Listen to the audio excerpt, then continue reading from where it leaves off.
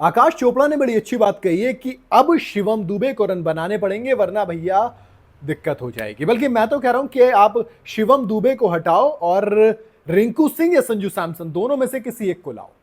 आप रिंकू सिंह को क्यों हटाया था आपने, शिवम दुबे को क्यों लाए थे आप? क्योंकि रिंकू सिंह के पास आईपीएल के अंदर वो ताबड़तोड़ वाली फॉर्म नहीं थी। उसकी वजह मैं बताऊंगा आपको, क्योंकि मेरे हिसाब से अभी मैं जस्टिफाई कर रहा हूं कि रिंकू टीम में होने चाहिए थे।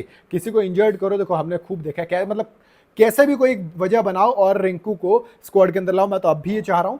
दूसरी चीज ये, आपने संजू सैमसन को इसलिए हटाया था क्योंकि उनके बल्ले से रन नहीं आ रहे थे।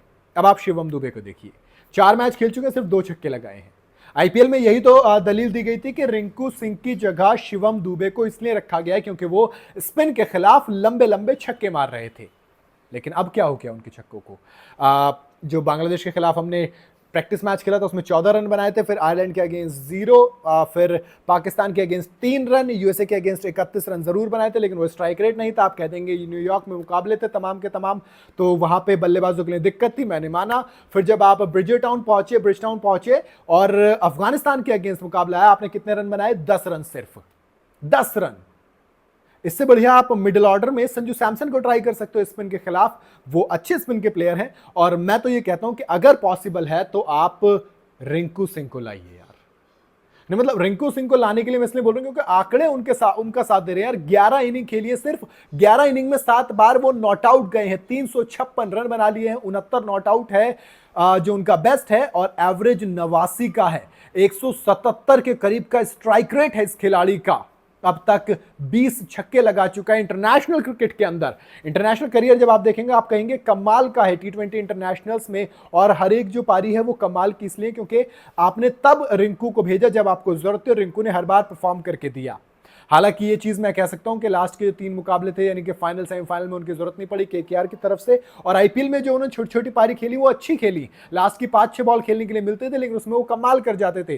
फिर चाहे वो घर पर खेले या बाहर खेले। सोचिए, रिंकू सिंह वो प्लेयर है जिसको आंद्रे रसल स्ट्राइक देता है कि ये लो रिंकू है तो कोई बात नहीं। पूरी दुनिया में अगर लास्ट की 6 बॉलें बच रही हैं तो हर कोई चाहेगा कि आंद्रे रसल उन 6 बॉलों को खेलें अगर वो मैदान के अंदर मौजूद हैं तो। लेकिन आंद्रे रसल रिंकू सिंह पर पूरा भरोसा करते हैं। ऑनरिक नोकिया का ओवर याद है 19वां, रिंकू को उन्होंने सिंगल दे दिया था कि भैया रिंकू कोई दिक्कत नहीं, आप खेल सकते हो, मुझे पता है आप हिट करोगे बिल्कुल मेरी तरह, मुझसे बेहतर भी कोई बॉल्स को हिट करोगे। वो एक हाथ से छक्का जड़ दिया तो आंद्रे रसल देखते रह गए थे। प्रैक्टिस जब रिंकू कर रहे होते हैं तो आंद्रे रसल आते हैं उनको देखने के लिए।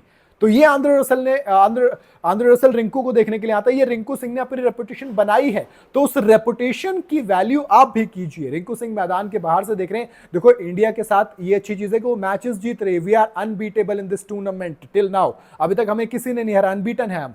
लेकिन अगर एक मैच भी हारे तो सवाल खड़े होंगे यार, और शायद देर ना हो जाए कहीं, क्योंकि जब नॉकआउट मुकाबले आते हैं तो हमारी तकदीर हमारा साथ नहीं देती। ऐसे में आपको रन चाहिए, और रन चाहिए मतलब अब मेरे ख्याल से इट्स हाई टाइम कि रिंकू सिंह चाहिए। आकाश चोपड़ा कह रहे हैं कि एक मैच और दीजिए अभी शिवम दुबे को, लेकिन मैं कह रहा हूं कि आप जितनी जल्दी हो सके उतनी जल्दी रिंकू सिंह या संजू सैमसन को लाइए। इट्स हाई टाइम कि आप शिवम दुबे को रेस्ट दीजिए।